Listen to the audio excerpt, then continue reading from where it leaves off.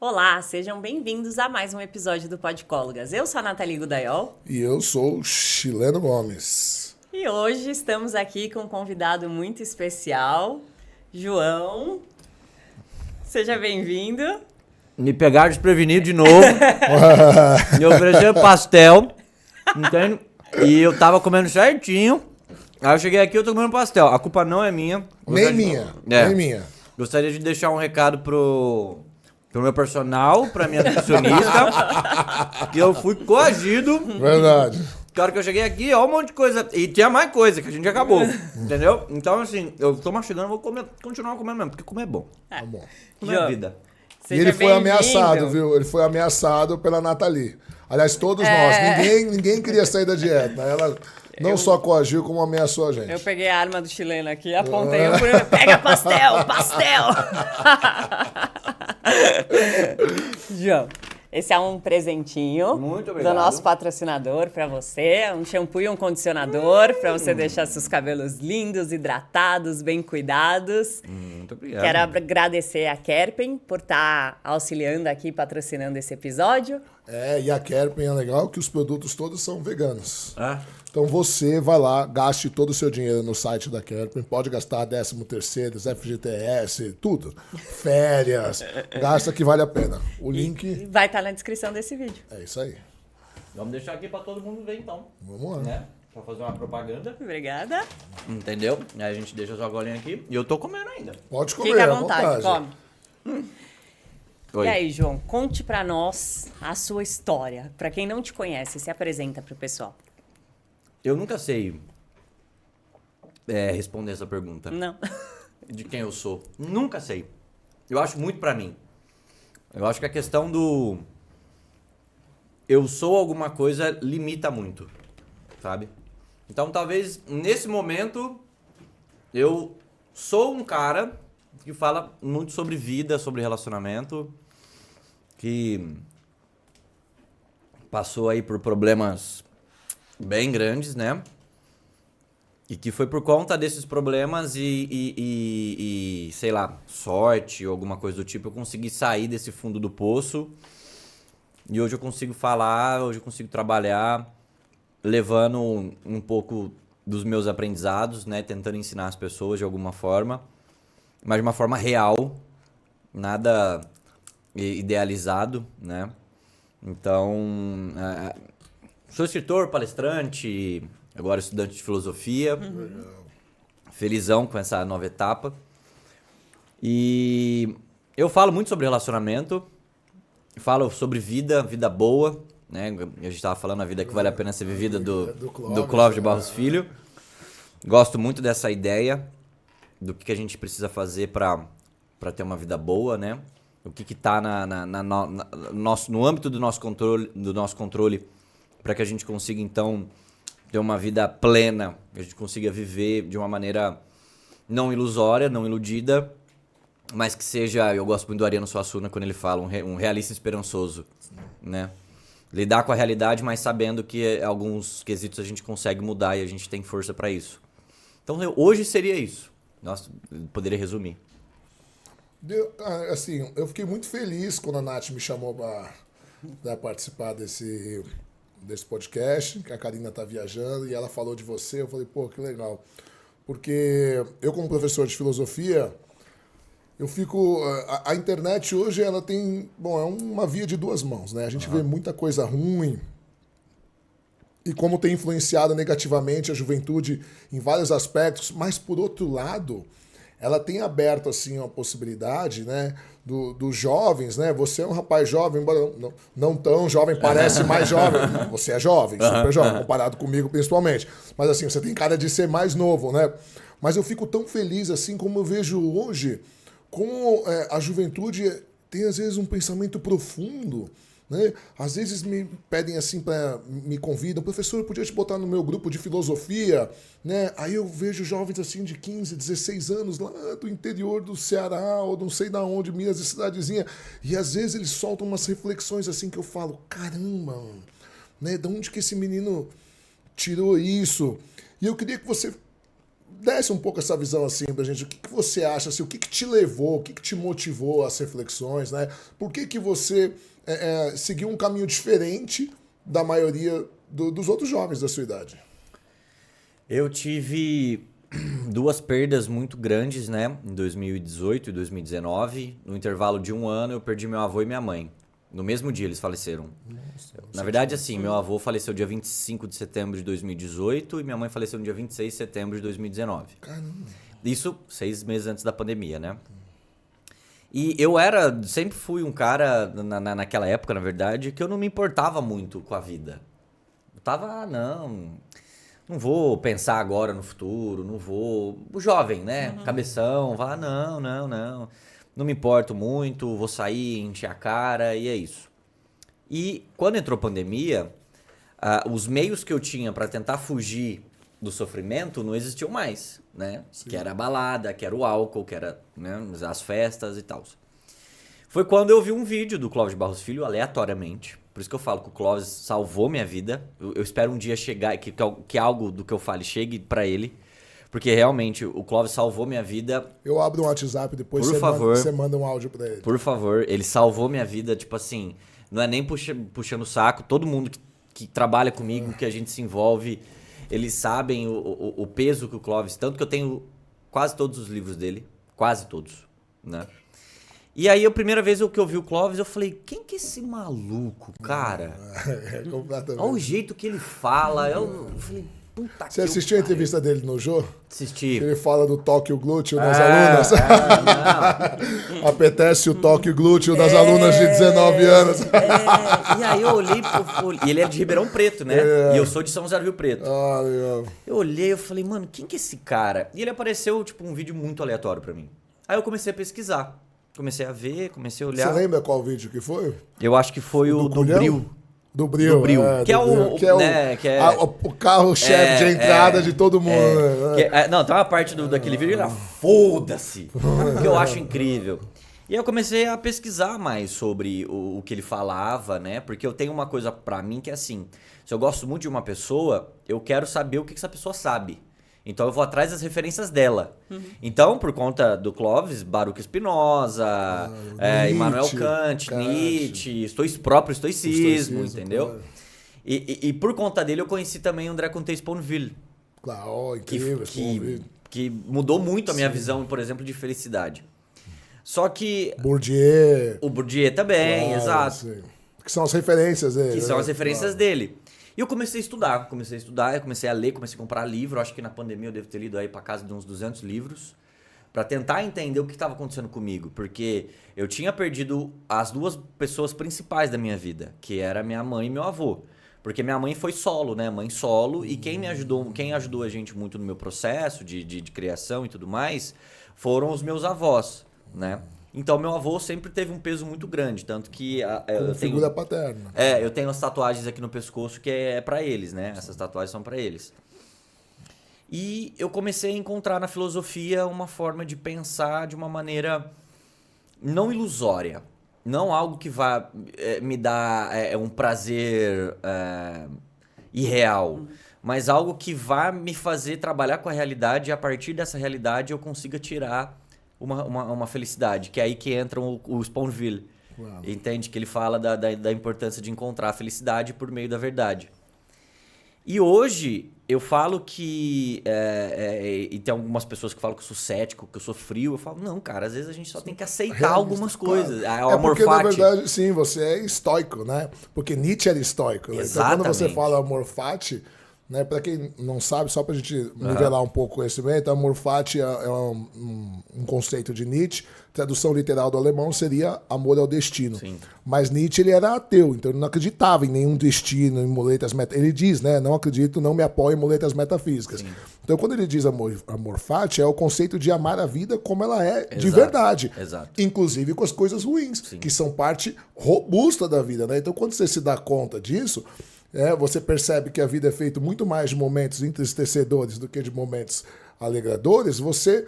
Por incrível que pareça, embora as pessoas achem que a gente fique pessimista, é o contrário. Sim. Você começa a perceber que isso são naturais. né? E aí você fica mais leve para a vida. Perceber que as coisas ruins fazem parte da vida. A vida é injusta.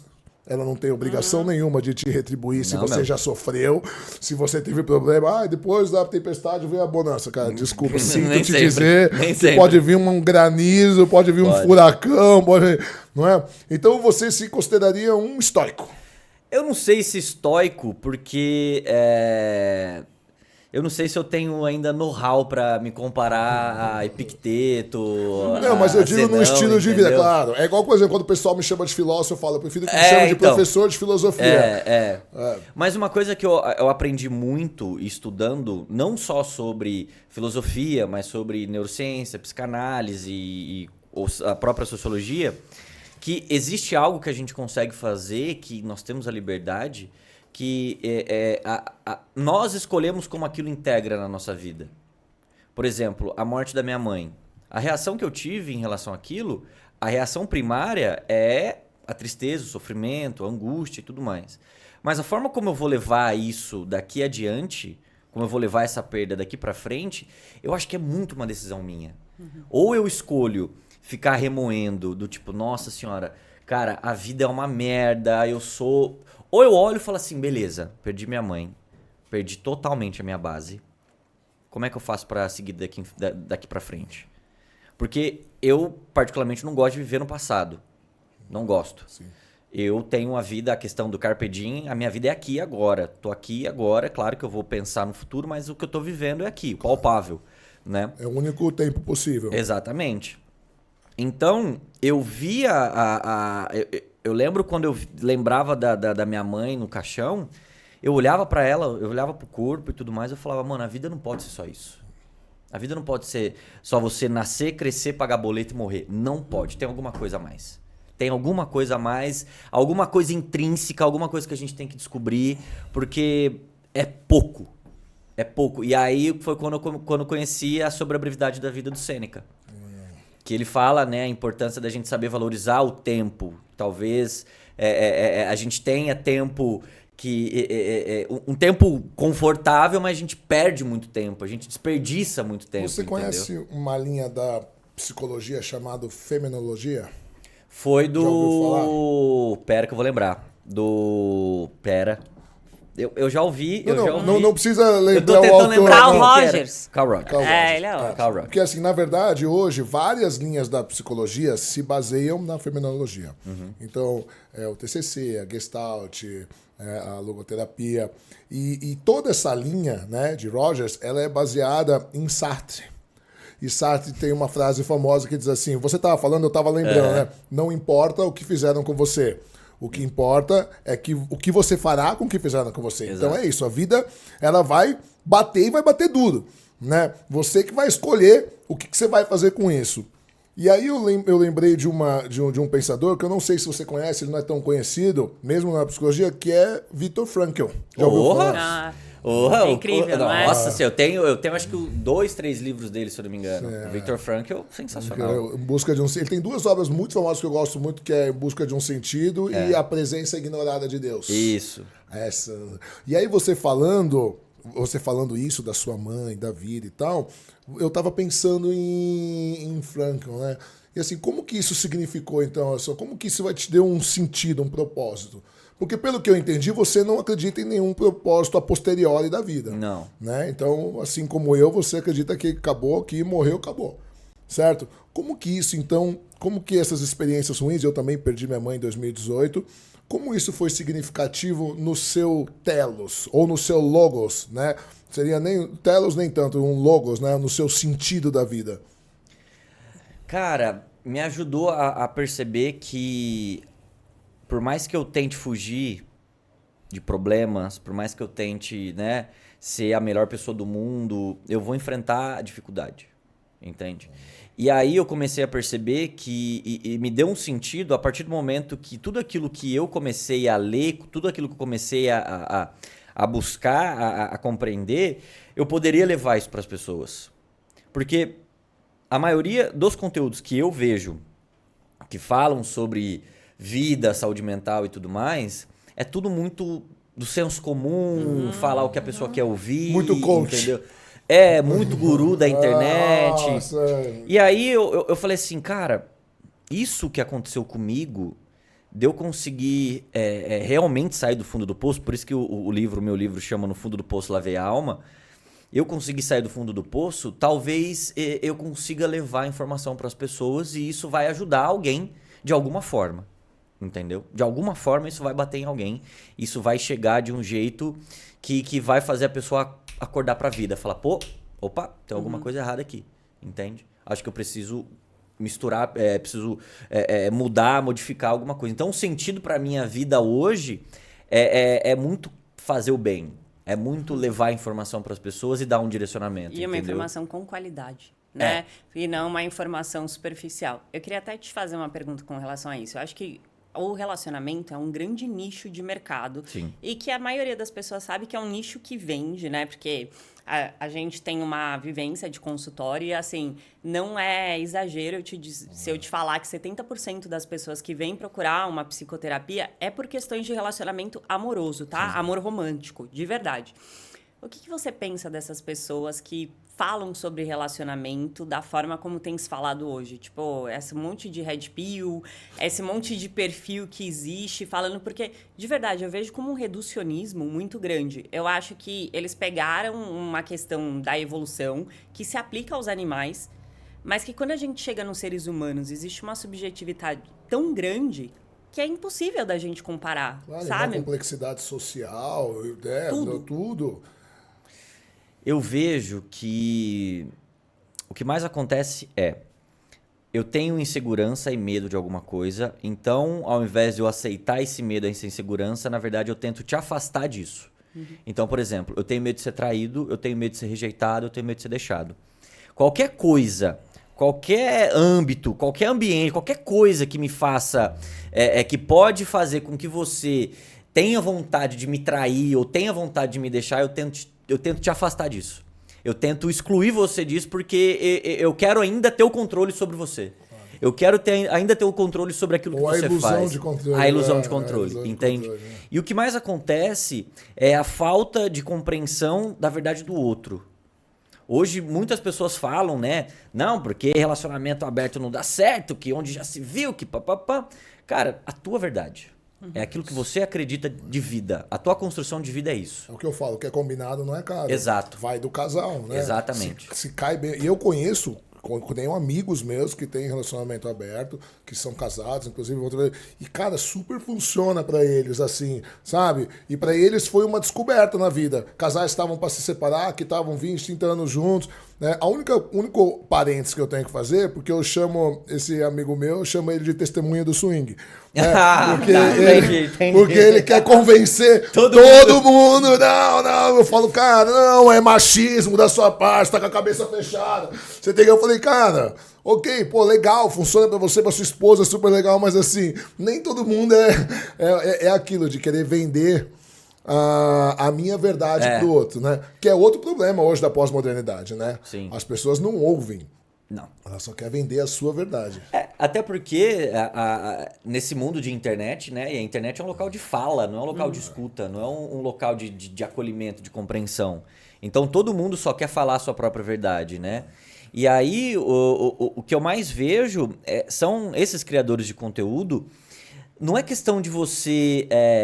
Pô, eu não aceito um relacionamento aberto. Beleza, cara. Você pode não aceitar. Mas o que você não pode fazer é invalidar a existência de dinâmicas diferentes daquilo que você acredita. Óbvio. Então, se você não quer um relacionamento aberto, não tenha. Não tenha, exato. Não tenha. Ah, não, porque estamos destruindo a família. Nanana. A família, ela tá destruída faz muito tempo. Entende? Até porque viver 50 anos casado do jeito que vivia antigamente, com o marido batendo na mulher, e oprimindo, também não... Exato, mas aí eu acho que entra, o que é família pra você? Exato. Porque aí, tipo assim, de novo, a gente tem o viés de que família tem que ser um pai, uma mãe, 2 filhos e 2 cachorros, um cachorro. É isso. Nem sempre é isso. Claro que não. Depende do que você considera como família, né? Porque quantas pessoas, de repente, não têm o pai e a mãe, são criados pelos avós e o conceito de família que ele tem é totalmente diferente de outros amigos. Às vezes, eu fiz uma live agora, terça-feira passada, lá em Floripa, com uma psicóloga especializada em mulheres, a gente falou sobre narcisismo nas relações. Cara, às vezes você tem pai e mãe narcisista e quem te acolheu foi um amigo, uma Sim, amiga. Você saiu de sim. casa cedo, sabe? Eu tive uma paciente uma vez, com 13 anos, o padrasto tentou violentá-la. Ela contou pra mãe, a mãe espancou ela e botou pra fora de casa, que falou que ela tava querendo seduzir o marido dela. E aí eu te falo, cara, isso é família? E aí, uma família que ela não conhecia, uma menina de 13 anos sozinha, acolheu ela.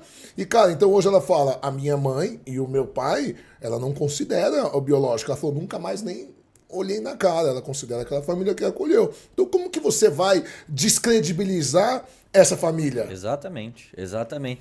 Mas essa necessidade do outro ter que engolir a minha verdade é uma coisa que eu acho que as pessoas precisam parar, entendeu? Ah, eu quero que o outro ache o que eu acho. Não, cara. Entende?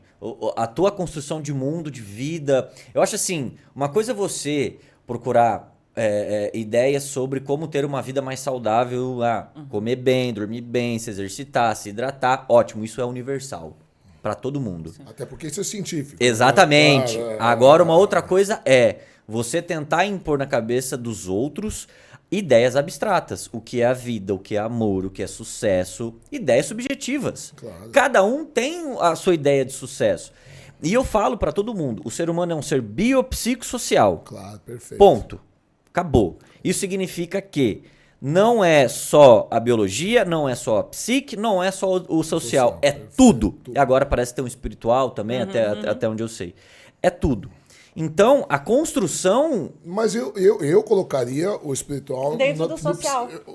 Porque vem muito da sua base. Pode ser social ou pode ser psíquico, porque...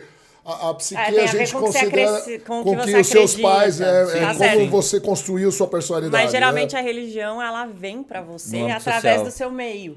Né? Tipo assim, ela tende a chegar em você porque você tem pais que são religiosos, Sim. eles te apresentam aquela religião. Então, mas é que assim, aí é porque eu sou psicanalista e ela finge que não é, mas na verdade ela é. Ela fala que é do TCC, mas ela é psicanalista também. Entendi. Então, assim, para Freud, a personalidade se constrói até 7 anos. Sim. Né? Então, e geralmente até essa idade, a gente, e o brasileiro tem muito disso, né? Tipo assim, não, olha que maravilhoso, não, foi Deus. Olha, não, é Deus, tal. E aí você começa a incutir que absolutamente tudo é Deus. Né? Eu falei outro dia de uma experiência, eu tava Mas você não acha que um espírita também, tudo é tipo assim, não era eu tava possuído. Sim, não, mas eu acho que entra mais na psique, porque acaba era fazendo um parte da obsessor, sua... que, tipo, tudo Não, é mas culpa acaba do fazendo obsessor parte também. da sua personalidade, você foi criado assim, eu acho que faz mais parte da psique do que do social. É mais uma discussão semântica, assim. Meio que não importa, porque na verdade eu concordo, o ser humano é biopsicossocial. Mas não, o que isso é fato, tá? Sim. Fato. Não, e sim, isso é comprovado hoje. Mas o que eu queria falar dessa ideia que a gente é incutido desde cedo, eu tava falando, eu sempre conto essa história, eu tava num grupo de WhatsApp e mandaram um vídeo de um menino deficiente, sei lá, menino 8 anos, 9 anos e tal, não tinha os 2 braços, não tinha as 2 pernas, e no lugar de uma perna tinha um cotoco, meio que um pé que ele conseguia pegar uma colher, pegar um pincel, fazer uma coisa ou outra, seja, uma criança totalmente deformada, com um baita esforço de vida, assim, louvável e tal. E aí no vídeo tava assim, olha como Deus é maravilhoso. Aí eu falo, mas qual que é a lógica disso? A criança toda deformada vai sofrer a vida inteira. Eu falei, ok, não tô te dando o mérito da religiosidade de ninguém. Mas, pô, a criança nasceu perfeitinha, bonitinha. Aí você pode falar, nossa, Deus é maravilhoso. Agora, pô, a criança toda deformada vai ter dificuldade a vida inteira, não consegue comer, não consegue se limpar, não consegue se vestir sozinha. Aonde que se consegue enxergar essa maravilha? Que pra mim é uma ferramenta de dominação ideológica que é incutida na gente, tanto socialmente quanto na psique. E eu queria que você falasse um pouco sobre o que você acha sobre isso. Eu já estou aqui já chutando você para as polêmicas já. Não, tranquilo. Para as polêmicas. Eu acho que o ser humano ele precisa de bem significado. O ser humano precisa de um porquê para tudo. O próprio Rubem Alves tem um livro que chama Religião e Repressão. Ele fala que o ser humano, o homem, ele anseia o voo, mas tem medo das alturas, né? Porque o voo só é possível no lugar de liberdade, e liberdade é um lugar de incertezas. Opressora, claro. Exato. E aí tem um livro que chama Marketing Existencial, que é do Luiz Felipe Pondé. E ele fala que ele usa muito a teoria do Søren Kierkegaard, que fala sobre a questão da falta de significado ter angústia, trazer uma certa angústia. E aí a gente tenta utilizar de fugas e de meios, e aqui não é falando nada sobre a crença das pessoas e tudo mais, mas só de uma visão filosófica da coisa, que as pessoas utilizam, então, dessas fugas. Tanto, Søren Kierkegaard fala que são 4 fugas, 3 ou 4, se eu não me engano, que é a questão das sensações, que ele chama de Dom Juanismo, a questão da ética, a questão de Deus, né, do salto da fé e tudo mais, da religião em si. Então, eu acho que você pode acreditar e todo mundo tem total liberdade, mas o que acontece é as pessoas precisarem de um certo significado. Então, mas é justo, você foi perfeito, porque é justamente esse o meu questionamento. Será as pessoas que elas precisam, isso é fato, mas será que elas precisam porque essa é uma necessidade intrínseca no ser humano ou porque elas foram condicionadas a precisar? Eu acho que é intrínseco. Vou falar minha opinião, Pode falar. tá bom? Tipo, já que você expôs sua história, eu perdi meu pai quando eu tinha 26 anos. E foi o pior momento da minha vida, assim. Acho que foi o maior desafio que eu vivi, né? E muito engraçado, porque na hora que você me falou, me tocou, porque eu vivi o luto do meu pai e eu acho que eu signifiquei o luto do meu pai com livros. Então, eu nunca tinha lido, eu não tinha o hábito, minha família não era muito de ler. E aí, quando meu pai morreu, eu li, assim, sei lá, uns 30 livros em 2, 3 meses. E eu comprava, eu gastava todo o meu dinheiro em livro, eu ficava lendo. E eu só consegui me libertar de verdade, assim, e voltar a viver de verdade, porque eu estava sobrevivendo, assim, eu era funcional, mas dentro de mim eu não tinha vontade de nada, estava bem mal, quando eu arrumei o meu porquê. E que não é o porquê, mas ele é meu. Sim. Entende? Sim. E aí ele fez todo sentido pra mim. E quando, tipo, veio essa eureka, assim, calmou. E hoje, quando eu penso, tipo, é leve porque eu meio que entendi. Mas é o meu sentido. Então, quando eu atendo um paciente que está num processo de luto, eu gosto de fazer com que ele caminhe para ele encontrar o porquê dele, que não necessariamente é um porquê divino. Tipo, no meu caso não foi divino, tá? No meu caso foi uma questão de, tipo assim, eu entendi que minha interpretação, não foi o que aconteceu, mas é a minha interpretação, de que ele não queria mais estar. E que ele tinha esse direito. E durante muito tempo eu não aceitei que ele tinha. Então, eu queria que ele estivesse independente de quais fossem as condições. E aí, quando eu me coloquei no lugar, eu pensei, será que eu estaria? Eu gostaria de estar diante das condições? Não, eu não gostaria. E aí, quando eu dei essa sacada, eu falei, talvez ele também não quisesse. E tá tudo bem, né? E tá tudo bem. Mas, na verdade, o que eu senti foi abandono. Então, quando, tipo, eu entendi que eu me senti abandonada, do tipo, tudo que a gente fez, você foi embora e eu fiquei aqui, e, tipo, você não me considerou. E aí eu pensei, mas talvez eu também não consideraria. E aí isso fez tanto sentido pra mim que eu consigo discorrer a respeito disso numa boa. E antigamente eu não conseguia, eu ficava, sabe, chorando, mal e tudo mais. Então, eu acho que, assim, te acalma. E nem foi uma coisa de, ele tá no céu e não sei o quê, Deus tá cuidando e nada dessas coisas, assim. Foi uma coisa, tipo, palpável. Sim. Mas é o meu porquê. Mas e aí... Você sabe que é bem curioso você falou isso, porque quando a minha mãe morreu, eu sinto uma diferença minha dos meus irmãos, assim. E aí uma vez a minha irmã até falou, nossa, parece que você nem sofreu, parece que você não sofre. Eu passei por isso também. Da mãe. Mas é que, assim, eu tava tão bem resolvido com a minha relação com a minha mãe, porque eu nunca me dei muito bem com a minha mãe. Mas eu estava bem resolvido com a minha relação com ela. E eu já fazia 2 anos que eu entendi que ela não queria se cuidar. Então ela não fazia os exames que tinha que fazer. Ela não mantinha a dieta. Ela falava, eu não vou deixar de comer as coisas. Minha mãe tinha uma esteatose hepática, que é gordura no fígado, que é uma doença super normal, e diabetes também. Era só ela evitar de comer gordura hidrogenada e açúcar. E um pouquinho de exercício, podia viver. E ela comia todo dia, tomava sorvete e Coca-Cola. Então, tipo assim, era uma escolha dela. Ela tinha que fazer exame, o médico falava, tá com líquido da barriga, precisa internar para tirar. Não vou tirar. Não. Então, já fazia 2 anos que eu falava aos meus irmãos, qualquer hora, da noite pro dia, a mãe vai embora. Porque ela falou, quando eu era nova, as pessoas morriam com 60 anos, eu já vou fazer 70, tô no lucro, ela falava. Eu não vou deixar de comer o que eu quero. Então, foi uma escolha pessoal dela. Então, quando aconteceu... Eu tive exatamente essa sensação, mas eu não tive esse processo de luto de você, porque eu já esperava. Porque eu falo, eu não tenho direito. Meus irmãos ligavam da Austrália e falavam assim, obriga ela. Eu falei, eu? Ela é maior de idade, ela sabe o que ela tá fazendo, é uma escolha pessoal, cara. Entende? Então, nesse sentido, claro, a palavra sentido tem 2 sentidos, eu sempre falo, né? Que é o sentido de direção. Nesse sentido, todos estamos indo para a morte. Né? Todos estamos em direção à morte. E o segundo sentido tem um sentido de propósito, de percepção pessoal. E nisso, cada um tem o seu. Eu acho que a questão do deixar ir é um dos atos, os maiores atos de amor, sabe? Porque durante um tempo eu também me senti abandonado pela minha mãe. Porque minha mãe foi mãe solo e tudo mais, então eu tenho trauma de abandono. E isso eu trato na terapia, né? Sim. Eu já tenho essa consciência desse trauma e durante um tempo realmente isso foi muito presente na minha vida e depois que ela faleceu se tornou ainda mais, né? Mas eu passei a compreender a questão do fato da minha mãe ter morrido, algo que do jeito que ela morreu foi uma parada muito traumática, né? Porque morreu dentro de casa, o meu irmão do meio encontrou... Puxa. Foi algo assim que eu não tive tempo de sofrer no dia, porque eu fui a única pessoa que conseguia fazer alguma coisa. Lúcido pra correr atrás. Exato. Onde enterra, como enterra. Burocracia, tem muita burocracia. Exato. E aí eu só consegui chorar realmente quando fecharam o caixão.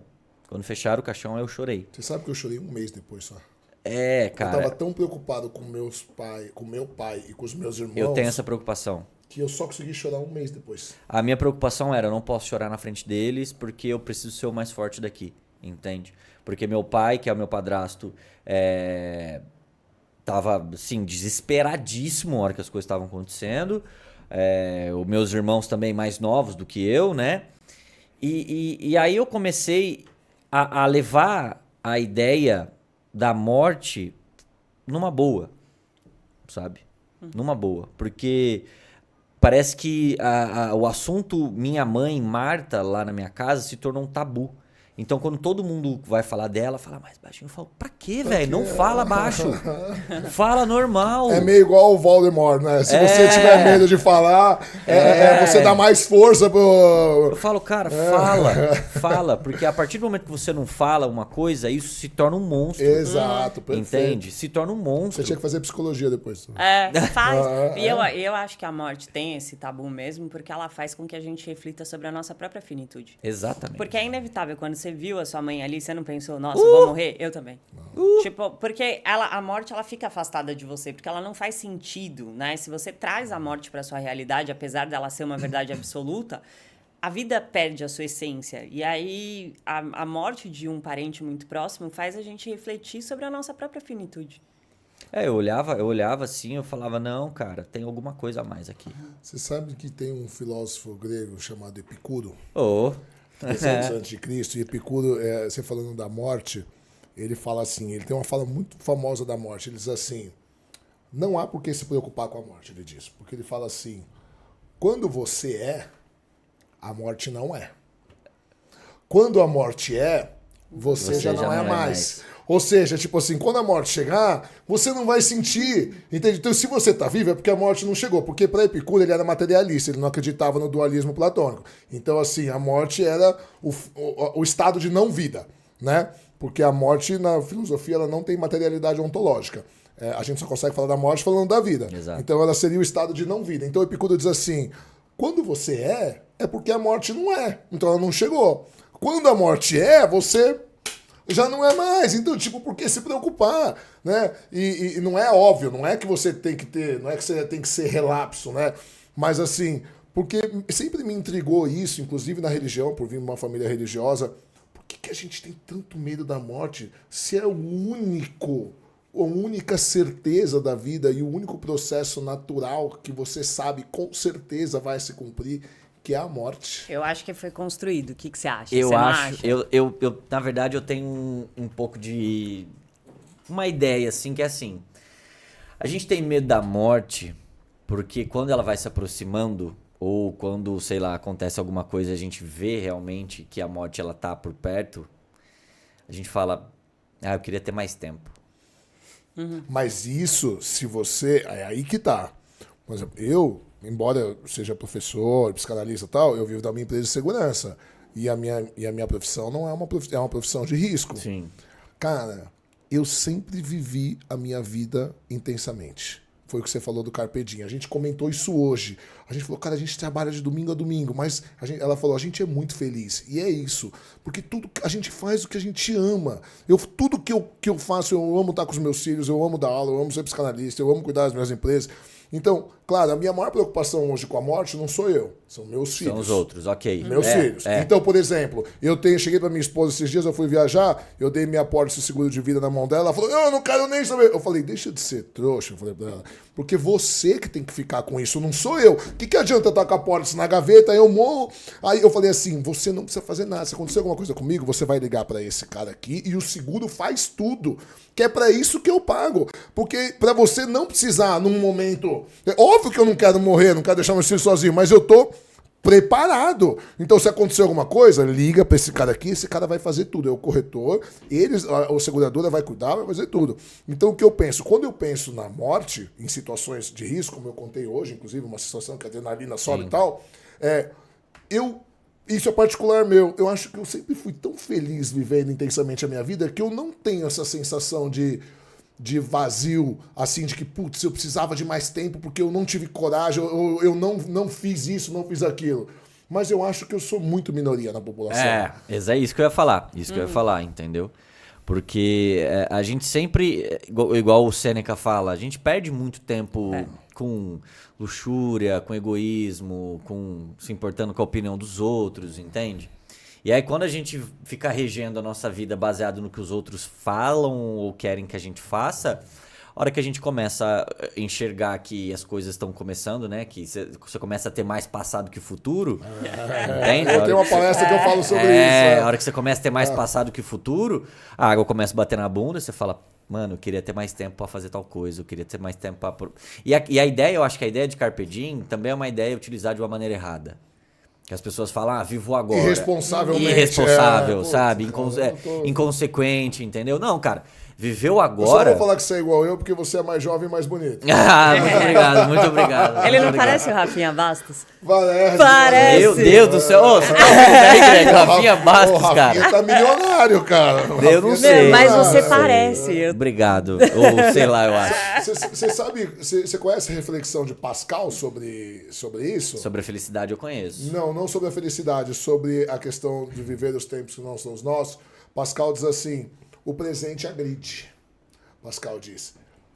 E é o único tempo possível de sentir dor é o presente. Então é perfeitamente normal que passemos a vida vivendo os tempos que não são os nossos. Puta que E quais pariu. são os tempos que não são os nossos? O passado e o futuro. Então quando você é jovem, você passa o tempo projetando o futuro. E à medida que você vai crescendo, por exemplo, vai chegando na minha idade, que você está tendo menos futuro e mais passado, você começa a nostalgiar, porque na minha época era bom. E era bosta nenhuma. Então, cara, eu sou apaixonado por essa fala de Pascal. Ele fala, o presente agride, e por isso é perfeitamente normal que passemos a vida vivendo os tempos que não são os nossos. E é por isso que a felicidade só é vivida como projeto de vida, e ela não pode ser alcançada. Porque a gente fica projetando ela como fim e não como meio. É sensacional, né? Rapaz. Nossa, cara, é incrível. Pascal agora me deixou sem palavras. Né? Eu não sei o que falar. É sensacional, porque é isso, cara. As pessoas... cara, eu vejo tanta gente... Sabe que uma vez tinha uma paciente minha que ela odiava o emprego, fazia anos, ela chorava todo dia no mundo corporativo, sabe? E eu falava pra ela assim, muda de emprego. Aí ela falava, mas e se for pior? O outro, eu falava, e se for melhor? Ela falava, mas e se for pior? Eu falava, mas e se for melhor? Mas e se for pior, troca de novo, sabe? Então, às vezes, o medo de sofrer... É o sofrimento. É o sofrimento. E te paralisa. E a pessoa passa a vida sem fazer nada, com medo de sofrer. É porque o medo da dor é a dor. É a dor. Porque quando você vai lá e vivencia, tipo aquela palestra que você tá morrendo de medo, tremendo pra subir. Na hora que você apresenta, você fala, não foi tão ruim. Mas tudo aquilo que você vivenciou antes de estar ali no palco te gerou uma dor tão grande que você sofreu a dor da dor. Sofre 2 vezes. 2 vezes. Sofre Ou às vezes você sofre só a dor e Porque antecipação. é o medo da dor que é a às dor. vezes na hora a palestra é o gozo. Você fala, puta, além de eu não sofrer, foi bom pra caralho. Sabe, pô? E é isso. Mas é que a gente tem medo eu acho que muitas vezes o medo ele vem antecipado porque é algo importante vem ali na frente. A gente tem medo de perder alguma coisa que é importante. A gente tem medo de... Tudo aquilo que gera um medo de perda ou de não dar certo é porque é alguma coisa importante, sabe? Eu sei que a gente não pode muitas vezes se prender a esse medo, óbvio que não. Mas eu acho que ele é natural, acho que a gente tem que tentar controlar de alguma forma. O medo é natural e é importante. Exato. O Tem que você função não biológica. pode deixar acontecer é que esse medo vire pânico. Sim. Porque o pânico é paralisador. Sim, exato. Certo? Porque também, olha só, eu falo de novo, voltando, como ex-lutador, como alguém da área de segurança, o medo é extremamente importante, porque se você fica sem medo, você fica relapso com a sua vida, com a sua segurança, você com o seu trabalho. Então, o medo ele é importante, ele tem uma medida, mas dentro da medida natural. Agora, se você deixa que esse medo seja exacerbado, ele vira pânico, e o pânico é paralisador.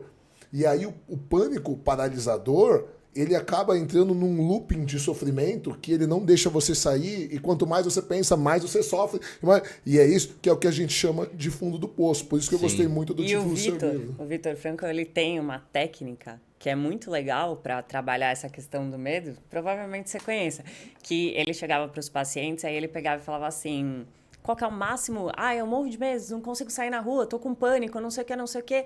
Então, vamos lá. Ele expunha a pessoa e ele falava assim, esse é o máximo que você... Aí a pessoa, eu tô desesperada, eu vou desmaiar. Esse é o máximo que você consegue? Chega no máximo. Porque quando a pessoa tenta forçar aquilo, ela percebe que ela consegue lidar. E aí ela mesmo consegue ficar livre. E ele tinha uma outra coisa que ele fazia com os pacientes, que tá descrito no livro. Quando os pacientes tinham problema de ereção, aí ele chegava, chamava o casal e falava assim, ele tá em tratamento e vocês têm que ficar, 2 semanas sem ter nenhum tipo de relação sexual. Nada, 0. E podem ir para casa. Se tiver, não vai afetar o tratamento, não sei o que, não sei o que. E aí, quando ele tirava a pressão de ter que, quando o casal voltava, nossa, foi maravilhoso, a gente teve 3 relações e tava, 1 ano, sei lá, assim. Por quê? Porque ele tirava. Então, ele fala desse ciclo, que o medo gera o medo, e aí esse medo vai paralisando a pessoa e vai impedindo a pessoa. Mas são esses esquemas emocionais, né? Que a gente chama de terapia de choque, né, na psicologia. E hoje a neurociência explica também, né? Sim. Porque a amígdala cerebral, ela é responsável pelo medo, pelo rancor, pela ansiedade. Então, por exemplo, eu tenho uma palestra que eu cheguei logo na frente, assim, uma menina, eu tava falando um pouco sobre isso e tal, né? E não sou nenhum especialista em neurociência como a Nath, mas eu estava explicando alguma coisa e eu falei para a menina assim, eu vi que ela era toda tímida, né?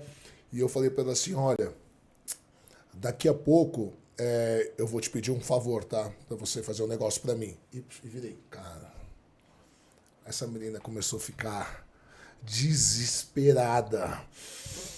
Começou a suar e tal. E aí eu comecei a explicar da amígdala cerebral, nervoso. Eu falei, por exemplo, a fulana aqui tá desesperada, ela não conseguia nem falar. Agora, se eu falo pra você assim, olha, fulana, daqui a pouco eu vou pedir pra você ir lá na frente, atrás da porta, tem uma garrafa PET com líquido azul e um com líquido rosa. Eu só vou pedir pra você trazer pra mim, tá bom? Aí você fica nervosa e ela...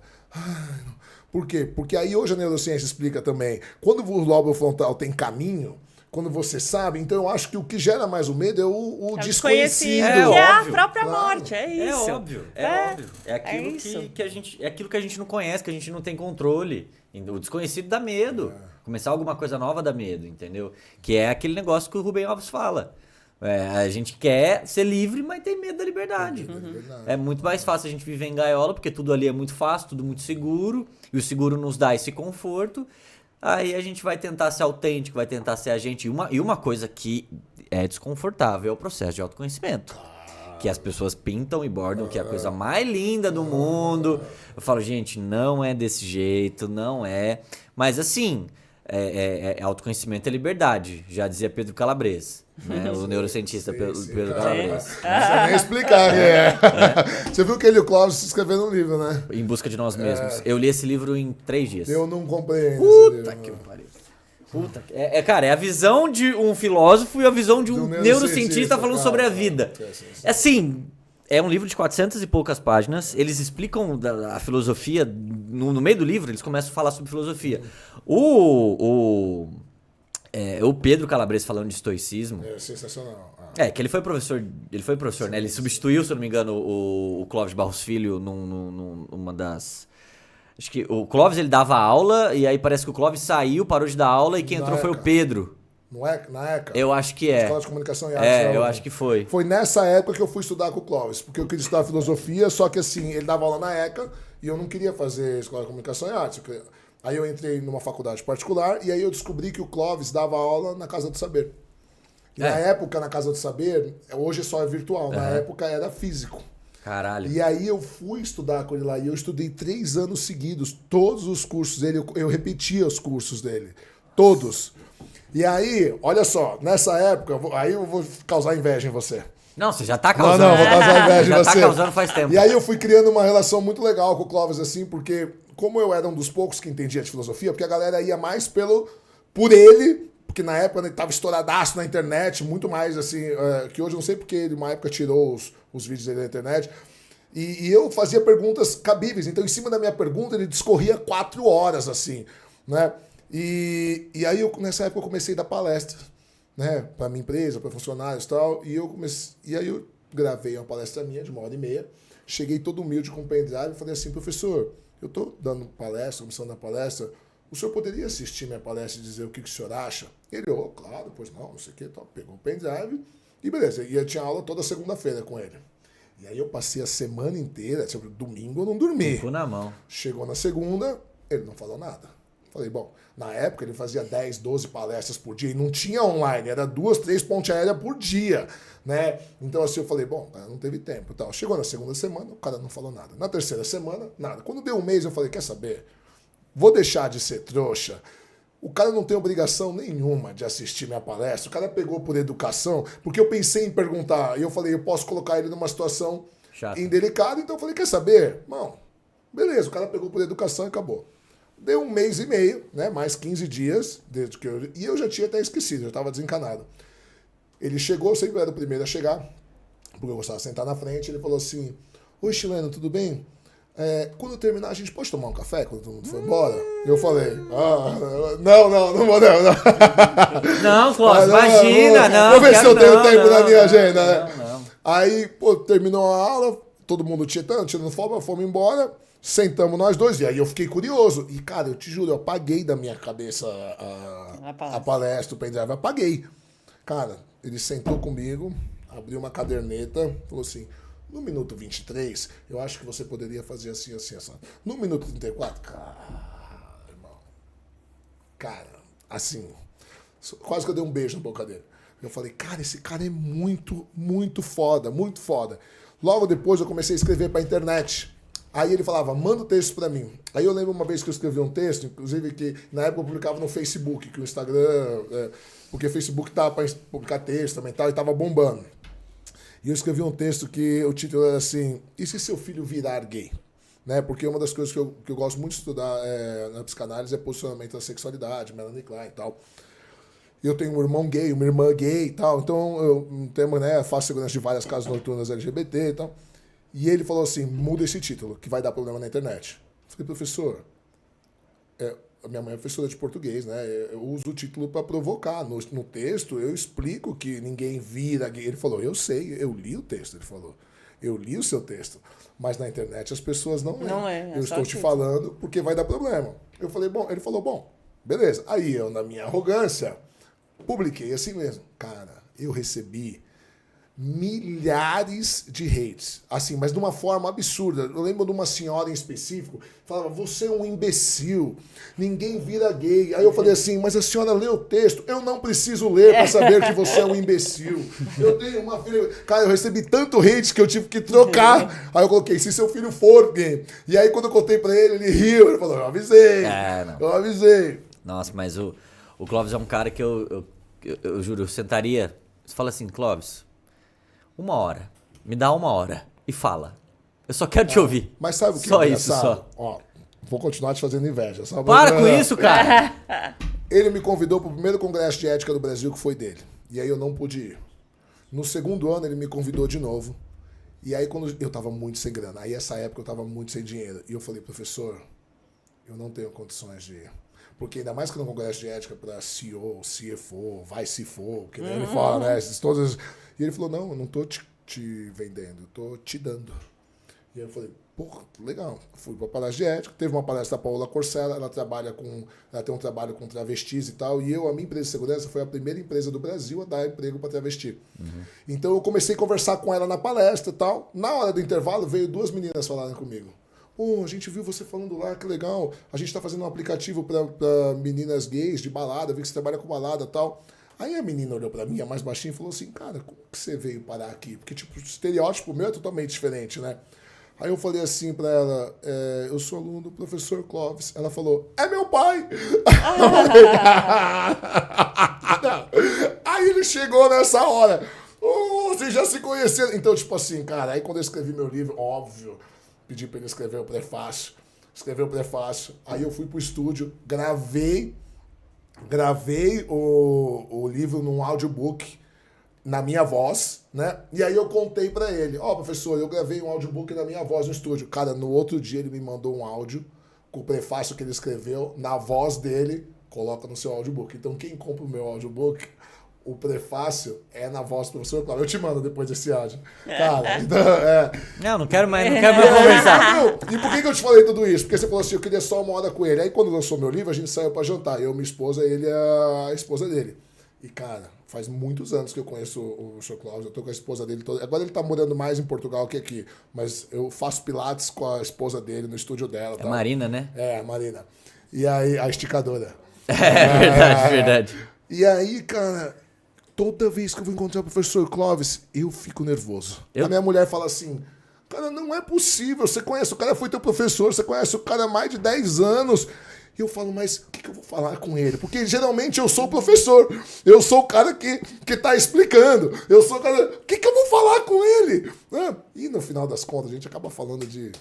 Tudo. Tudo, mas assim, coisas do dia a dia e tal. Porque eu acho que deve ser pra ele, deve ser um saco também, todo mundo querer filosofar o tempo inteiro. Não, não quero que ele... Não, eu quero que ele só fala. Qualquer coisa. Cara, qualquer ele é incrível. Coisa. Nossa, Nossa senhora. João, deixa eu puxar outro assunto com Podemos você, tá ir. bom? A gente falou sobre a morte, que é um tabu na nossa sociedade. Tem um outro grande tabu que tá dentro do que você fala na internet dos relacionamentos, que é o sexo. Sim. Queria saber, na sua opinião, por que você acha que o sexo é um tabu? Nossa senhora. Por quê? Eu acho que o sexo em si, ele se tornou um tabu porque se tornou algo tão, né, como posso tentar explicar isso? É algo tão natural do ser humano, é algo tão, assim, normal, entende? Fisiologicamente falando, que aí as pessoas começam a trazer a questão do sexo, e aí tem, claro, cada pessoa é de um jeito, né? Tem pessoas que transam casualmente, tem pessoas que não conseguem.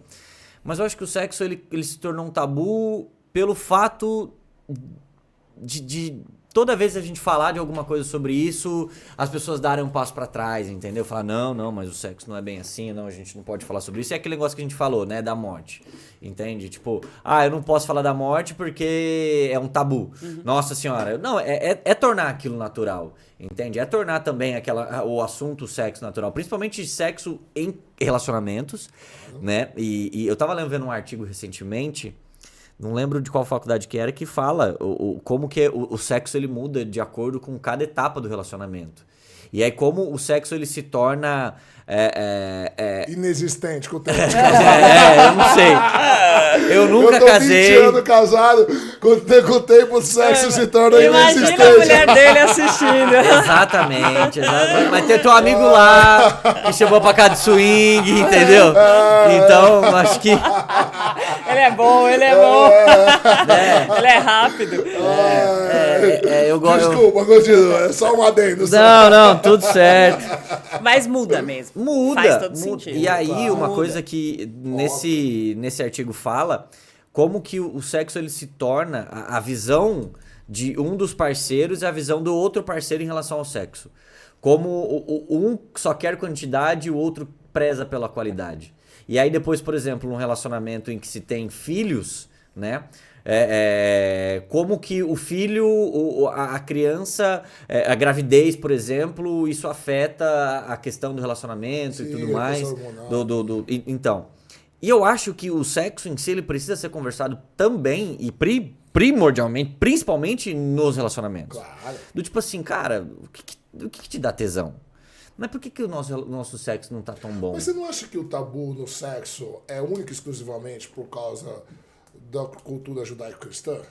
Porque Também. se você parar para pensar, todas as outras culturas, e aí eu falo como psicanalista, né? Porque para psicanálise não existe heteronormatividade. Sim. Né? Para psicanálise todos somos bissexuais, até porque na nossa formação, tanto biológica quanto psíquica, a gente passa pelo amor ao igual. Né? Então, na fase de latência, quando passa a fase fárica, Freud diz que quando nasce os clubes do Bolinha, clube da Luzinha, a menina que não, a gente desenvolve um amor pelo igual, um amor homossexual. Então, todas as culturas pré-cristãs, elas eram bissexuais. Né? Então, você vê os romanos, os gregos, os fenícios, os vikings, os egípcios, todos eram bissexuais. E essa repressão, ao meu ver, eu quero saber sua visão, será que não foi essa cultura judaico-cristã? Começa com o monoteísmo judaico, com essa proibição sexual e depois com o cristianismo. Será que não é isso que faz com que, por exemplo, algumas pessoas tenham vergonha ou criem esse tabu? Claro, com toda certeza, porque, querendo ou não, a religião ela afeta diretamente a sociedade, né? Sim. Entendeu? E essa ideia de doutrinação e tudo mais vai tendo seguidores. E aí você começa a levar a sua vida de acordo com aquela doutrina, você deixa de fazer algo que é bom pra você, porque senão você vai pro inferno. Entende? Se você pega, por exemplo, o sexto mandamento, se eu não me engano, questão da castidade, entende? Parece que é o único mandamento que eles levam em consideração. Entende? Qual que é esse? Não cobiçará a mulher do próximo? Não. É o da castidade, não é? Se eu não me engano. Não é. Só tem, nos 10 mandamentos, só tem isso. Não cobiçará as mulheres do próximo. Outra coisa que fala. Peraí, deixa eu já ver aqui. Amar a Deus sobre todas as coisas. Amar ao próximo como a ti mesmo. Honrará pai e mãe. Não matarás, não mentirás. Não temerás outros deuses além de mim. Não farás para ti ídolo. Não tomarás o santo nome do Senhor em vão. Guardar o sábado. Honra teu pai e tua mãe. Não matarás. Não adulterarás. É o 7º. 8º, não furtarás. Não darás falso testemunho contra o teu próximo. E não cobiçarás a casa do teu próximo. Não cobiçarás a mulher do teu próximo. Então tem 2, né? Não adulterarás e não cobiçarás a mulher, né? A casa, né? Talvez então eu tenha falado besteira, mas a questão da castidade em si, né? Que você não pode fazer nada antes do casamento. Tá. Isso entendeu? tá escrito mesmo. Que você não pode fazer nada e tudo mais. Isso vai tornando realmente o sexo algo, né? Tanto que nessa nossa sociedade patriarcal, assim, né? O corpo feminino ele começou a ser estudado há pouquíssimo tempo, por exemplo. E assim, e aí se ensina para as meninas que o cara não pode pôr a mão em você porque isso é pecado, porque é ruim, que é ruim. E aí é óbvio que tem muitas mulheres que não conseguem. Hoje mudou muito, né? Os valores cristãos têm caído muito nos últimos 30 anos. Mas assim, você imagina uma menina que a vida inteira é criada, não pode encostar em você, não pode, porque o transar é o cara te fazer mal. Pensa um pouco, né? Há um tempo atrás, tal. É tudo muito ruim. Cara, como que essa menina depois vai sentir prazer sexual na vida adulta se a vida inteira, desde que ela nasceu, ela tá ouvindo que aquilo é pecado, que ninguém pode encostar nela? Como? Chega a ser injusto com a mulher. E até onde eu vi, né, até onde eu sei, por exemplo, que tem casais assim que, sei lá, não pode ir num sex shop, não pode comprar nada, não pode comprar um vibrador. Eu já vi cara falando assim, você acha que eu vou comer, desculpa a expressão, eu vou transar de 4 com a minha mulher? Eu falo, mas é tua mulher. Eu falo pra ele assim, se você não comer direito, o outro vai comer. Ele só quer fazer papai e mamãe fala, cara... Tem algumas amigas minhas que falam que, tipo, às vezes elas vão transar com um cara e ela fala, pega o vibrador. Não, pelo amor de Deus, eu dou conta. Eu dou conta, falo, irmão, mano, vai a merda. Vontade de chegar num cara dele e falar, vai a merda, meu irmão. Mano, você conhece o Afonso Padilha? É, ele tem um texto que ele fala sobre isso. Ele fala, cara, é muito legal. O que faz todo o trabalho e você leva o mérito ainda, cara. Você tá achando ruim de lançar o vibrador, brother. Exatamente.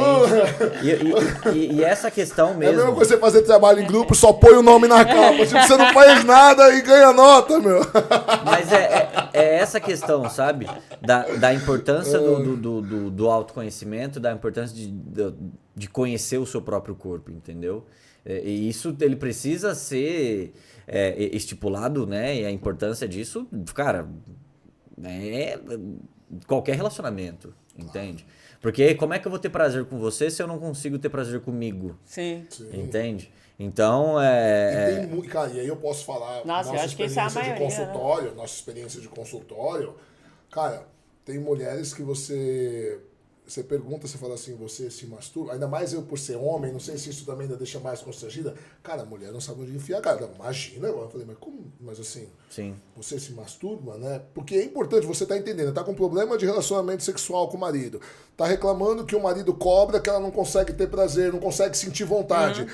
E a mulher fica, tipo, parece, cara, que você... É ofensivo. É ofensivo. Mas é que eu acho que, tipo, como mulher, posso falar, tipo, a gente aprende muito cedo que não se deve falar dessas coisas e que realmente isso não é... isso não deve ser exposto, né? E eu também acho que você não deve sair expondo suas intimidades. Mas é um outro contexto. Você tá num contexto ali de consulta, claro, e tudo mais. É tranquilo, é outra coisa. Mas acho que agride tanto porque você é muito moldado a não falar sobre isso. Inclusive... tipo, publicamente sobre isso, com até seus amigos, assim. Mas o que o João tá falando é que, assim, o que eu percebi é que o problema não é nem o público. Tem gente que não consegue falar com o próprio parceiro. Não fala. Mas é aí que acontece a questão da galera achar que relacionamento você vai ter desejo único, exclusivamente pela pessoa que você tá. Ah, não, porque o meu único desejo é pela pessoa que eu tô. Eu só tenho olhos pra essa pessoa. Não é assim, não é. E quem vai falar disso você namora, João? Você namora? Meu, o que você acha quando você namora? Eu te dava uns tapas se eu escutasse. Não, o meu último relacionamento, teve uma vez que a gente sentou e conversou, eu falei assim, você já teve vontade de fazer coisa com outras pessoas? Ela já. Ah, é? Não, boa. Mas eu converso com a minha esposa, e a minha esposa é super careta. E eu falo isso nos podcasts, e eu falo, cara, você imagina eu dando aula pra um monte de menininha novinha, pô... Cara, quando o Clóvis fala, me apetece o toque glúteo. Uma menina de topografia agradável. Agora, sim, Kant, ele faz uma diferença entre desejo e vontade. Sim, né? Exatamente. Embora no português hoje, desejo e vontade são sinônimos, para Kant, desejo é manifestação corpórea. Ele nasce sem nenhuma influência nossa. E vontade é um resultado de uma equação intelectual. O que você decide fazer com o seu desejo. Entende? Que aí, por isso que Kant é racionalista. Né? E Spinoza depois vai vir e vai dizer que não concorda. Aliás, Spinoza vem antes, né? Ele não concorda, mas assim, para Kant é isso. Porque não tem como você falar, homem tinha muitas... Hoje mudou muito isso, né? Que nem... Eu sempre fui super assim falar se eu achava um homem bonito. Tanto eu como minha mulher, ela fala, nossa, que menina bonita. Às vezes a gente tá na praia falando... Outro tempo atrás a gente foi pro Rio... Nossa, lá só tem gente. E minha mulher tirou a aliança pra passar protetor e tal, e de repente perdeu, caiu na areia, areia fofa, não sei o que e tal. Olhei pra ela e falei, tá bom. Tem nada a ver com aqueles dois gostosão jogando frescobol de sunga aqui na sua frente, não, né? Você perdeu a aliança, vai falar. Ai, como você é idiota. Mas é isso, cara. Então, eu acho que quanto mais natural for, você vai falar, não, só eu, homem tinha esse negócio. Não, eu não acho homem bonito. Só você é bonito. Não, mas é importante, isso não é nem questão de traição, não é nem nada de você é menos ou você é mais, claro, entendeu? De entender que é natural. O desejo, ele acontece, sabe? Eu lembro quando eu namorava, a gente... chegou e falou assim, cara, e se der vontade de abrir o relacionamento ou ficar com outras pessoas? Pô, vamos conversar sobre isso. Eu acho que é essencial a questão da comunicação. E é uma comunicação assertiva, uma comunicação direta. E não é, vamos trair, não. Não, é só de chegar e falar, cara... Por isso que eu sempre falo, uma coisa é você ser infiel, outra coisa é você ser desleal. Entende? A pessoa vai lá, te trai. Beleza. Mas... tenha um pouco de lealdade, então, e conta pra pessoa que você fez. Não espera outra pessoa ir atrás pra descobrir, ou, me arrependi. Não, você se arrependeu porque descobriu. Certo. Entende? É isso. Entendeu? Então, é importante conversar sobre tudo no relacionamento e entender e identificar, cara, o sexo não tá legal, vamos tentar fazer alguma coisa diferente? Por que o sexo não tá legal? E aí uma coisa que é importante, que eu vi num estudo recente, que fala que casais que não têm muita intimidade emocional também não têm muita intimidade sexual. Casais que não conseguem tirar tempo pra si, pra você, pra eles, pra conversar, pra trocar uma ideia, pra ter um date, ou pra fazer algo romântico, ou pra acolher realmente, entende? E aí isso interfere diretamente no relacionamento, no sexo. Isso interfere diretamente. E o outro ponto é que quando você é uma pessoa que fica prezando pela quantidade, a outra pela qualidade, você esquece que o sexo ele é muito mais além do que o ato. Claro. Isso que é a maioria das pessoas Começa muito esquece. antes. E nesse ponto os homens pecam muito mais. Muito. Porque o homem ele tem uma resposta biológica muito diferente da mulher no sexo. Sabe o que você estava falando aí? E eu estava lembrando do conceito de Kant de agir por dever e segundo dever. Sim. Né? E Kant fala que ele é chamado de intencionalista. Porque ele diz que nem sempre o ato em si faz diferença. O que faz diferença, às vezes, é a intenção. Então, o Clóvis dá um... Bom, vou usar os exemplos do Clóvis, porque você também é fã dele. E ele fala assim, você sai na balada, né? E a menina quer ficar com você. E aí você fala assim, não, eu tenho uma relação monopeniana, monovaginal, não vou ficar com você porque eu acho que o certo não é e tal, beleza. Para Kant você agiu segundo dever. Na segunda opção você fala assim, cara, essa mulher é maravilhosa, vai ser a foda da minha vida. Mas e se alguém descobre? E se alguém me vê? E se minha mulher... E aí você vai e não fica com a mulher, certo? E aí Kant diz, você não foi ético, porque você agiu segundo o dever. Mas, na verdade, você foi um bunda mole. Porque você não traiu do mesmo jeito. Mas se você tivesse certeza que ninguém ia ver, você teria traído. Então você não foi ético. Né? E eu acho que tem muito isso hoje. O que você acha sobre isso? Claro, né? Porque é aquele negócio, né? Eu vou ser bonzinho pra todo mundo ver, eu vou ser o ético pra todo mundo ver, e por trás das câmeras eu sou a pior pessoa do mundo, entende? Porque é legal vender que eu sou perfeito. É fácil vender. Muito fácil. É uma... Vídeos gurus aí, que estão ficando tudo milionário. Exato. Mas essa questão do... eu não vou fazer porque alguém pode descobrir, isso diz muito respeito sobre fazer o bem ou deixar de fazer o mal. A maioria das pessoas fazem o bem porque esperam uma retribuição ou não fazem o mal porque esperam uma punição. Faço o bem pelo céu ou não faço porque medo do inferno. Exato. Ou você é um interesseiro ou você é um bunda mole. Exato. Então, essa a questão do tipo... Eu acho que você ser uma pessoa ética é você fazer o bem sem ninguém olhar. E ninguém vai te olhar. Mas você tá fazendo bem porque isso é uma coisa boa. Porque isso te potencializa e pode potencializar a outra pessoa. Que é aí que entra a filosofia de Cristo, a questão da generosidade. Claro. Entende? A generosidade é agir por amor mesmo não amando. Claro. Entendeu? Sim. Então eu me dou a você, eu faço alguma coisa pra você, por você. Porque na ponta final é pra você. Eu não vou ganhar nada. Que o amor de Cristo é o único amor que é baseado no amado e não no amante. Exato. Né? Porque todos os outros amores, o amor fati de Nietzsche é a minha vida, o amor estergo dos gregos, minha obrigação, a filia de Aristóteles, o que eu conquistei, o Eros de Platão, o que eu desejo. É tudo eu. O único amor que é um amor desinteressado é o amor de Cristo. Que é o incondicional. Né? Exato. Não incondicional. Não incondicional, não. É um amor baseado na felicidade do outro. Né? Por exemplo, Brumadinho, o cara salvou a família, viu lá a gente lá, ele pulou de novo na lama para tentar salvar. Então, assim, ele colocou a felicidade do outro na frente da sua. Incondicional, eu vou te falar, não existe. Eu acho, então, Nietzsche diz que não existe. Nietzsche diz que o único amor que existe é o amor próprio. Mas depois que você tem filho, essa visão muda. Porque, por exemplo, eu digo que o meu amor pelos meus filhos é incondicional. Por quê? Porque não depende de condição. É. Isso não quer dizer que se o dia de amanhã eles fizerem coisa errada e eu achar que eles têm que ser presos e tal, mas isso não vai impedir de eu amá-los. Sim. Entende? Eu não dependo de uma retribuição nem de uma condição. Eu os amo porque eu os amo, né? Então, por isso eu digo que eu acredito no amor incondicional, mas assim, mas uma coisa muito específica. E qual que é o amor que Deus tem pelos seus filhos? Então, pra mim nenhum, né? Porque ele não existe no meu ver. No meu ver. Se você ama o seu filho Então. incondicionalmente, qual será o amor do Criador pela criatura? É infinitamente maior do que o amor que você sente pelos seus filhos. Mas aí a gente vai entrar num debate teológico. E aí eu entrevistar, né, João? Mas o que você acha? Eu não acho nada. Não, porque olha que eu tenho... Não, isso eu não respondo. Não. Você já ouviu falar do paradoxo de Epicuro? Provavelmente. Epicuro, mas não lembro agora. Você lembra do paradoxo de Epicuro? Não. Epicuro ele fala assim, porque parece do Deus cristão, mas ele já falava do Deus judeu, que na verdade é o mesmo Deus, né? É o Deus do tetragrama, YHWH, Javé, Jeová, Yavé, né? Que é o... Nossa, porque as traduções possíveis. Tá vindo. Que são os deuses, o Deus dos três monoteísmos abraâmicos, né? Que é o judaísmo, o islamismo e o cristianismo.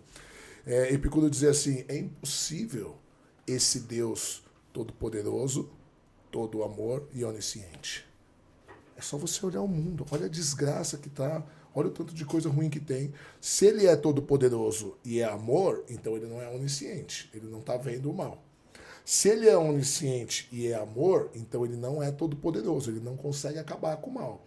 Se ele é onisciente e é todo-poderoso, então ele não é amor. Então ele Cara, não mas quer vou quebrar acabar com o você mal. no debate. Sabe por quê? Quebre-me! É lógico! E com uma coisa aqui, velho. Não tem como. Você já não parou pra pensar que é justamente essa obra dele que faz parte, que tudo isso que acontece é justamente o que tem que acontecer? Não, porque aí você precisaria da fé, e eu não tenho fé. Então, mas aí, Então, tipo assim, é só você olhar, as coisas estão dentro do que é Mas esperado. então, esperado por quem? Pela evolução, por Deus. Não, pela evolução não.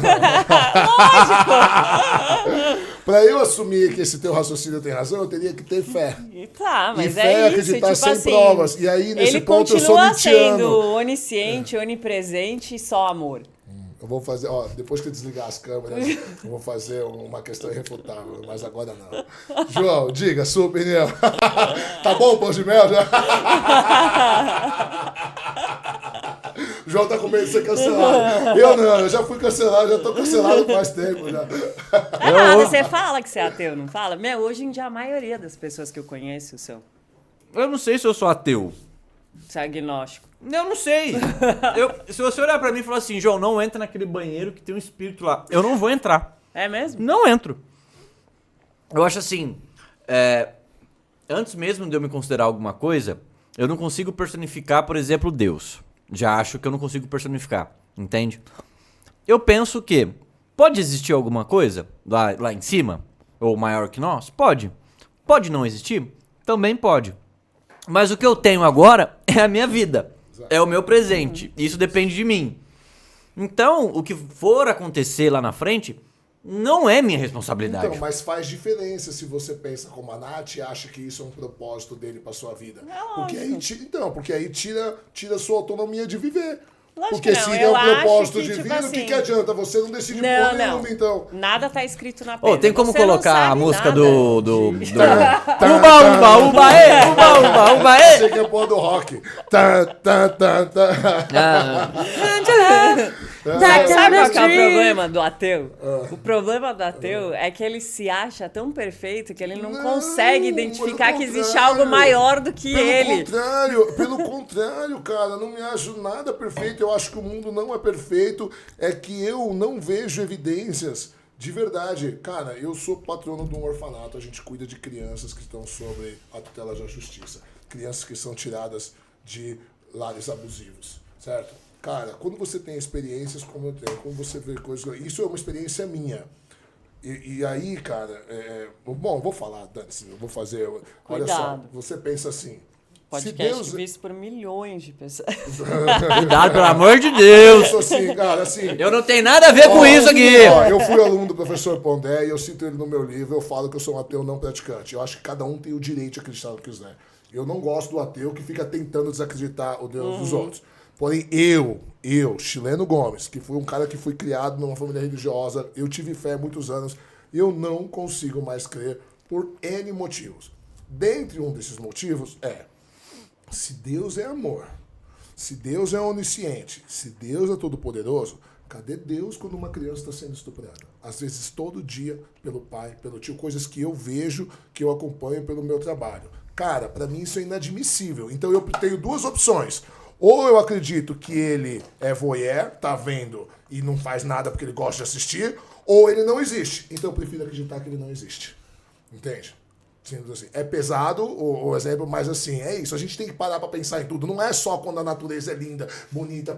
Isso é óbvio, quando você para pra pensar nessas coisas, você fala, nossa, Deus é maravilhoso. E nas desgraças, você tem que pensar no mundo como um todo. E aí não tem lógica você só acreditar coisa boa a Deus e não poder acreditar as coisas. Isso é desonesto, logicamente. Entende? Então é por isso que eu falo. Quando você coloca na balança, o mundo não fica tão maravilhoso assim. Entende? Então eu falo, e aí beleza, ele pode até ter existido um criador. Você já leu A Cabana? Não. Então lê. Então tá bom, então eu leio. Bom, a Nath acabou de dar a réplica dela. O candidato chileno tem agora mais 3 minutos para poder dar a sua réplica. Nosso entrevistado é o João. Bom, mas vamos interromper aqui agora, que vai entrar os nossos patrocinadores, ok? Kerpen. Pra você que tem um cabelo que precisa de hidratação. E a máscara. E daqui é Nutrimax e é vegano. E aqui também temos um copo que não tem nada. Faz da Stanley, pô. Não, da Stanley eu não faço. Não faço, porque eu só faço se me pagar. Sabe quem veio hoje aqui? Quem? O Jorginho. Tá brincando? Veio hoje aqui, cara. Porra, mano. Você perdeu por 2 horas, ele ficou aqui 2 horas com a gente. Você gosta? Se eu Porra, soubesse, mano. eu tinha Meu, falado. ele é sensacional. A gente se segue no Instagram, já trocamos altas ideias já. Ele é gente boa pra caralho, Jorginho. Nossa, Ele é um é amor. demais, cara. Jorgipe. Demais. Jorgipe, ele tava com o Jorgipe. Ele tava com o Jorgipe E agora aí? ele tá fazendo Jorjitsu. Jorjitsu, né? Ele tem também o gin dele, né? Que é o Jorginho. Não, então, eu falei pra ele que eu vou ajudar ele. Eu tenho um amigo meu que tem diretor de uma fábrica de bebidas e eles fazem encomendas especiais com rótulo. Porque eu tenho uma empresa que é uma confraria para dar uns grandes negócios e a gente fez um Negroni com rótulo da confraria e tal. Então eu falei pra ele, eu vou botar eles em contato pra ver se a gente faz o Jorginho. Quantas empresas você tem, velho? 2. Caramba, é só... Mas eu faço muita coisa. Eu tenho 2 empresas, sou professor. Eu sou um cara que eu gosto de fazer muita coisa e eu faço tudo que eu consigo. Você gosta de fazer muita coisa? Não quer pagar meus boletos esse mês, não? Já que você gosta de fazer muita coisa. E de ajudar e tal. Pô, né? se você quiser fazer um pix pra mim de 5 pau, tá bom. Depende, qual que é a... Olha que eu posso pedir retribuição, hein? O tamanho do seu tamanho eu acho melhor não. Vai que esse querido ele pede uma outra retribuição. Não é porque Deus fez e porque cabe. Entende? Não é porque Deus fez que é que cabe. Essa foi a melhor coisa que eu já ouvi. Você quer água? João, vou usar isso na minha vida pra tudo. Você nunca viu isso daí? Tem uns memes na internet, meu Shaquille O'Neal com 2 metros e 30. Então, mas não é porque Deus fez que cabe. E a mulher dele tem nem 1,60 m. E aí tem imagina, se Deus fez é porque cabe. Não, meu irmão, teu tamanho, velho. Sei lá, vai que você tem um bagulho que você tem que abrir um CPF pra ele. João, deixa eu te falar uma coisa, cara. Infelizmente, mas muito infelizmente... Não, obrigado, tem aqui. Não quer? Infelizmente, cara, a gente vai ter que encerrar porque a gente tem um horário, vai ter uma outra gravação aqui, mas assim, cara... Nossa, você é muito legal. Nem é meu podcast, mas eu quero te convidar pra voltar já, tá? Obrigado. Nem é meu, Eu mas, sou cara... legal? Eu sou legal? Eu Muito. E eu Obrigado. quero com mais tempo, assim, pra gente... Cara, Vamos fazer umas 4 horas com ele? você, tipo assim... Vamos todo mundo ir pro boteco depois daqui tomar uma Vamos. cerveja? Eu topo. Cara, eu não vou fazer nada depois daqui. Eu só vou no The Town amanhã. Ai, que legal. Vou ver Foo Fighters. Sim, cara, você... eu fiquei muito feliz. Eu não te conhecia, tá? Vou ser bem sincero, não te conhecia. Tá, Quando ela tudo me bem. falou de você... E aí, mas pelo Instagram eu não consegui acompanhar muita coisa, eu vim de uma semana muito corrida. Mas assim, cara, você é um cara novo, mas assim, de uma clareza de pensamento muito gratificante de estar junto, cara. Admirável, cara.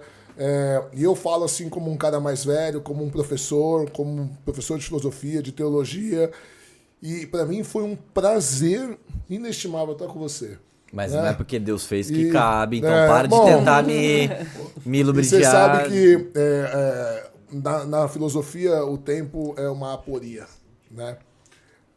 E Epicuro fala que a gente não pode saber o que é o tempo, só sentir. E a única maneira de sentir o tempo é pelo prazer. Então, ou você tem prazer no que você está fazendo e o tempo voa, ou você não tem prazer e o tempo se arrasta. Então, assim, cara, o tempo passou voando. Eu tô muito triste que acabou o tempo, mas isso quer dizer que nessa 1h30 aqui que a gente teve aqui, a gente foi feliz, cara. Foi um prazer quase sexual. Foi um prazer. delícia. Você vê? Se eu tivesse pelo, você ia ver o arrepiado. Olha só! Olha só! E olha que eu nem dei uma cafungada no cangote. Eu sou Imagina faixa esse preta de barbão, hein? jiu-jitsu, hein, meu? Se eu Ai, que grudar no delícia. cangote, você Ai, não que vai. delícia! Vai me dar o mata-leão. Acho que a Nath tá sobrando. Mas, Nath, não queria dizer nada não, mas hoje eu tenho um date. Mas muito obrigado pelo Obrigada a convite. você, de Valeu verdade. mesmo.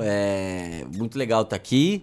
Trocas interessantes que eu acho que é importantíssimo. Claro que eu vou deixar o meu livro para vocês, obviamente. Obrigada. Entende? No fundo do poço lavei a alma e espero que vocês gostem. Claro que não é nada perto ao Deus da filosofia. Entende? Isso. Do prefácio Clóvis de Barros Filho, meu livro não tem nem prefácio. Tem nem prefácio. Prefácio fui eu que falei, é bom, lê. Lê que é bom, lê que é bom. Lê, tô falando, porra, confia em mim. Mas muito obrigado, Mas, ó, realmente. a gente sempre tá uma pessoa de quem a gente quer, não é? Ó, não tá 7. Agora você tá uma pessoa do professor Clóvis. Ou seja, você tinha que ter vindo susto. aqui, entendeu? Porque ele vai fazer a ponte. Não. Se você fizer a ponte, eu Ele vai juro. Eu ia fazer a fazer o ponte. seguinte, eu convidei o professor Clóvis para vir aqui, e aí eu tô acertando a data, porque ele tá morando mais... Quando Portugal. ele vem pra cá pro Brasil, ele tem milhões de compromissos, mas aí quando ele vier, eu te aviso. Não faz isso, não. Eu vou chorar. Você vem? Eu choro. Cara, com o maior prazer. Nossa senhora, eu vou chorar. Eu Não te faz aviso. isso, não. É o cara que eu acho que eu vou dar a mão pra ele assim, sabe? Parecendo um pincher. Medalha. Eu te entendo. Tem um pincher aqui que eu vi, né? Ele é mó bonitinho, cara. Mas ele morre de medo. Vai passar a mão, fazer um carinho. Ele Mas sai também ele não correndo. tem estatura pra não ter medo. Mas é um pincher defeituoso, porque geralmente o pincher é a concentração de raiva e ódio. Né? Que O pincher geralmente E ele é medrosinho, tadinho. Eu quero fazer carinho nele depois. Eu também. Mas muito obrigado, realmente, Obrigada a pelo você. convite. Quando você que estiver de volta em São Paulo, avisa pra gente marcar. De Aviso, novo, por favor. com toda certeza. Fechou? Obrigada, pessoal. Não se esqueçam de se inscrever no nosso canal. Muito obrigado, grande beijo, até a próxima.